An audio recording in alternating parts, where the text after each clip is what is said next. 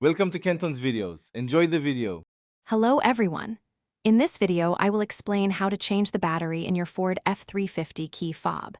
It's a straightforward process that you can easily do yourself. First, you'll need a new CR2032 3-volt coin battery. You'll also want a small flathead screwdriver or a coin to help open the fob.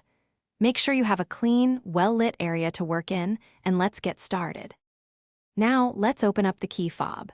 First, press the small button on the side or top of your fob to release the emergency key. Pull this key out and set it aside. Next, look for a small notch or seam along the edge of the key fob casing. Carefully insert your small flathead screwdriver or coin into this slot. Gently twist or pry to separate the two halves of the fob. Take your time to avoid damaging the casing. With the key fob open, you'll see the old battery. Before removing it, take a moment to note which way the positive side is facing, usually indicated by a plus sign. Use your small screwdriver to gently pry out the old battery. Now, take your new CR2032 3-volt coin battery and insert it into the compartment.